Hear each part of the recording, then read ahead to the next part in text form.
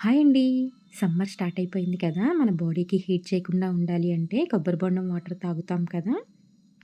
ఆ కొబ్బరి బొండం వాటర్‌తో అదే విధంగా దాంట్లో ఉండే కొబ్బరితో ఒక స్వీట్ రెసిపీ అయితే ఇప్పుడు చూపిస్తున్నాను.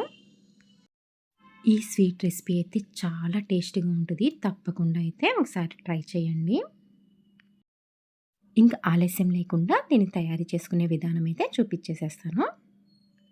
ముందుగా కొబ్బరి బొండంలోని లేత కొబ్బరి అయితే తీసుకోవాలి. ఈ స్వీట్ రెసిపీకి కొబ్బరి బొండంలోని లేత కొబ్బరి అయితే చాలా బావుంటది. ఈ కొబ్బరిని నేనిప్పుడు వీడియోలో చూపిస్తున్న విధంగా సన్నగా, పొడుగ్గా అయితే కట్ చేసేసుకొని పెట్టుకోవాలి. ఇప్పుడు ఒక బౌల్ తీసుకొని మనం కొబ్బరి బోండం వాటర్ ఉంటాయి కదా! ఆ వాటర్‌నైతే ఆ బౌల్‌లోకైతే పోసుకోవాలి. నేనిక్కడ 3 కప్పుల కొబ్బరి బోండం వాటర్ అయితే పోస్తున్నాను.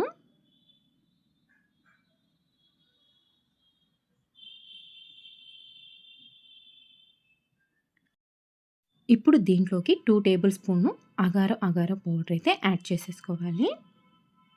దీంట్లోకి ఈ పౌడర్ అయినా యాడ్ చేసుకోవచ్చు. లేదంటే చైనా గ్రాస్ అయినా యాడ్ చేసుకోవచ్చు. ఇప్పుడు దీంట్లోకి ఒక 2 టేబుల్ స్పూన్‌లయితే షుగర్ అయితే యాడ్ చేసుకోవాలి. మనకి ఆల్రెడీ కొబ్బరి బొండం వాటర్ అనేది స్వీట్‌గా ఉంటది కదా! దానికి తగ్గట్టు షుగర్ కూడా యాడ్ చేసేసుకొని ఒకసారి అయితే కలుపుకోవాలి. ఇప్పుడు స్టవ్ వెలిగించుకొని ఈ వాటర్‌నైతే బాయిల్ చేసేసుకోవాలి.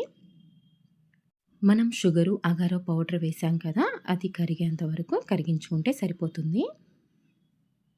ఈ విధంగా వాటర్ అయితే బాయిల్ అయినాక మనమైతే స్టవ్ ఆపేసేసుకోవాలి.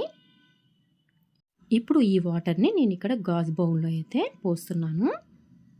మనకు కావాలంటే స్టీల్ బౌల్‌లో కూడా పోసుకోవచ్చు. కానీ వేడిగా వాటర్ పోస్తున్నాం కదా! ప్లాస్టిక్‌లో మాత్రం పొయ్యొద్దు. బౌల్‌లో వాటర్ పోసుకున్న తర్వాత కొబ్బరిని కూడా యాడ్ చేసేసుకోవాలి. కొబ్బరిని యాడ్ చేసిన తర్వాత ఒకసారి అయితే ఈ విధంగా కలుపుకోవాలి. ఇప్పుడు ఈ బౌల్‌నైతే 1 అవర్ ఫ్రిడ్జ్‌లో పెట్టేసేసుకోవచ్చు.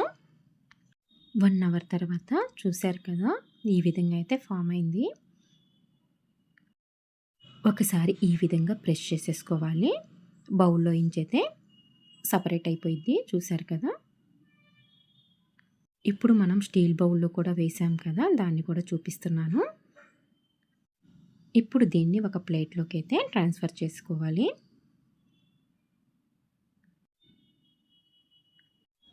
ఇప్పుడు మనం దీన్నైతే ఏ సైజులో కావాలంటే ఆ సైజులో అయితే కట్ చేసేసుకోవచ్చు.